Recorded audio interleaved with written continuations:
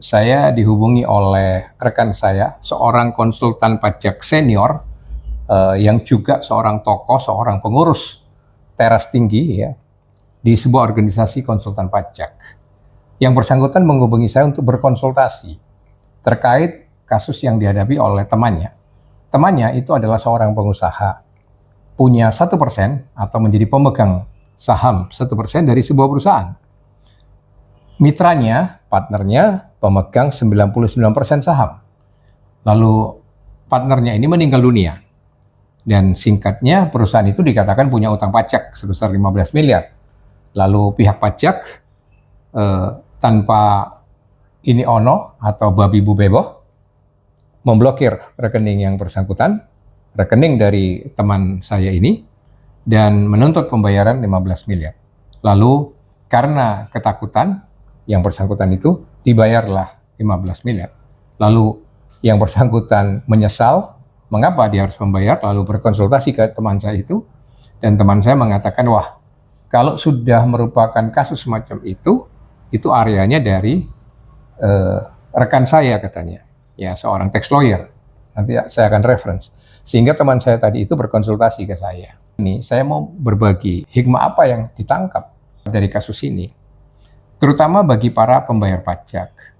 Ternyata masih juga mental takut itu ternyata belum hilang, ya, mental takut terhadap pihak fiskus, terhadap pihak penagih pajak atau pemungut pajak itu belum hilang.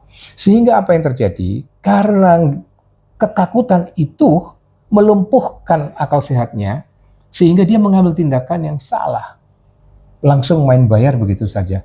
Setelah itu baru menyesal.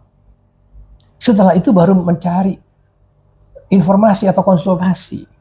Ya, itu kan suatu menunjukkan satu proses kerja logika yang salah, kerja rasional yang salah, sehingga terbalik-balik gitu. Sudah mengalami masalah dulu baru tanya-tanya. Padahal kalau kerja logikanya benar, kalau kerja rasionya benar, artinya bukan ketakutan dulu yang berjalan, tetapi berpikir dulu secara rasional, maka tentu tindakan yang diambil adalah berkonsultasi dulu, mencari tahu dulu gitu. Ya, bukan takut lalu main bayar. Lalu kemudian menyesal dan tanya. Nah, itu hikmah yang saya tangkap dari kasus ini. Maka saya ingin berbagi kembali kepada terutama Bapak Ibu dan saudara-saudara pembayar pajak ini.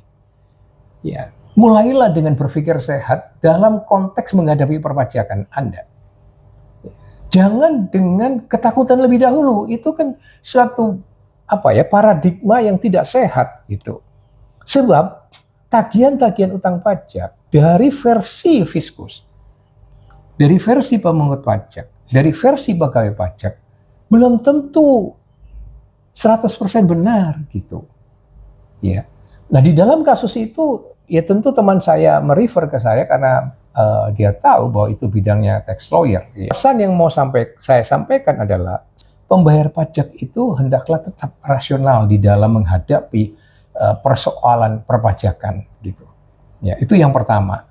Nah, di sisi yang lain, bagi rekan-rekan dan teman-teman pengacara pajak, inilah pentingnya jam terbang, inilah pentingnya keahlian praktis. Nah, di dalam konteks ini makanya saya mau mengingatkan, ya, contohlah beberapa guru besar, profesor, doktor yang masih mau belajar di Perjakin, belajar di saya. Persoalannya, buat mereka ijazah itu udah selesai gitu. Ya, buat mereka nggak membutuhkan ijazah lagi, tapi soal skill praktis ini loh yang mereka belum punya. Jadi jangan pun teman-teman yang S1, S2 enggan untuk belajar.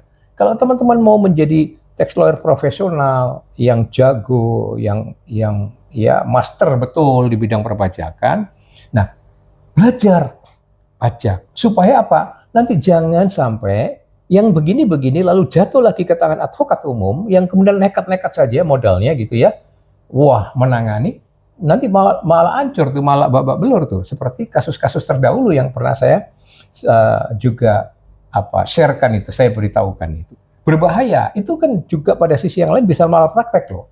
Advokat yang ngawur-ngawur begitu itu bisa dituntut kembali oleh kliennya sebagai perilaku yang malpraktek gitu. Yang bukan bidang profesionalnya nekat nangani lalu malah menghancurkan klien. Ya, itu sekali lagi reputasi nama baik advokat akan jatuh, kemudian klien itu juga bisa menuntut atau menggugat kembali karena malpraktek tadi, gitu ya. Maka himbauan saya, ya, teman-teman yang sudah belajar di Perjakin ini, lawyer-lawyer ini, belajar terus. Karena keahlian itu menuntut jam terbang, gitu. Nah, ini persoalan praktis ini. Ya, persoalan keterampilan skill praktis yang seringkali bedanya dengan teori-teori yang ada di kampus itu seperti bumi dan langit gitu. Kan kita sudah dikenalkan antara Das Solon dengan Dasein itu. Ya. Nah, persoalan-persoalan praktis ini diperlukan pengalaman, diperlukan skill, diperlukan kekuatan ketajaman analisis, ya diperlukan kecerdasan untuk mencari jalan keluar, solusi untuk membela wajib pajak yang mengalami kasus-kasus macam ini. Tugas atau job description yang paling pokok dari tax lawyer atau pengacara pajak itu terutama menangani sengketa atau menangani masalah atau kasus pajak. Itu main course ya dari jobnya tax lawyer.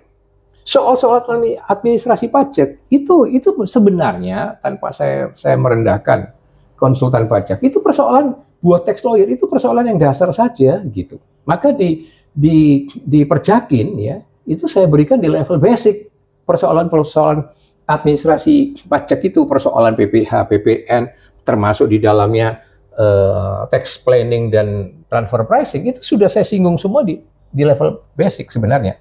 Nanti di level advance itu baru saya berikan beberapa pendekatan yang sifatnya kasus gitu. Ya, case and practice-nya. Nah, jadi tax lawyer, job description-nya yang paling pokok itu sebenarnya menangani sengketa atau kasus pajak. Nah, itu membutuhkan kecerdasan, membutuhkan ketajaman analisis, membutuhkan jam terbang, pengalaman bagaimana mencari solusi dari problem yang dihadapi oleh pembayar pajak. Yang contoh-contohnya seperti tadi tuh. Takut, nggak tahu, lalu main bayar. Ya, gagap begitu. Tentu kalau bilangan masih 15 miliar di soal pajak ini, ya Bu, itu bukan kecil memang, tetapi bukan hal yang besar. Karena kalau kita dengarkan, kasus pajak aja TPPU-nya di satu kementerian keuangan itu ya, itu mencapai 349 triliun bukan? Lalu kalau kita dengar Pak Purbaya nagih-nagih pajak itu 50-60 triliun, itu masih dikatakan masih mau nagih lagi yang tingkatnya ratusan triliun, bayangkan. Jadi memang angka-angka uang yang terkapitalisasi di dalam kasus pajak ini besar, relatif besar. Ya. Nah, tetapi kalau itu kemudian ditangani oleh para pengacara yang tidak profesional, sangat berbahaya. Seperti contoh yang dialami oleh klien saya itu, hancur, babak belur. Ya, tapi nekat terima uangnya. Itu resikonya bisa malpraktek. Ya, nah, maka kembali di dalam konteks kasus yang dihadapi oleh teman saya itu, saya mau mengajak, ya ini salah satu tantangan ya, yang menjadi pertanyaan adalah how to solve, ya bagaimana menyelesaikan atau membela wajib pajak yang mengalami seperti itu. Persoalan-persoalan yang perlu dikuasai secara praktis. Ya, kurang lebih 20 tahun yang lalu saya meninggalkan program doktor saya di UI.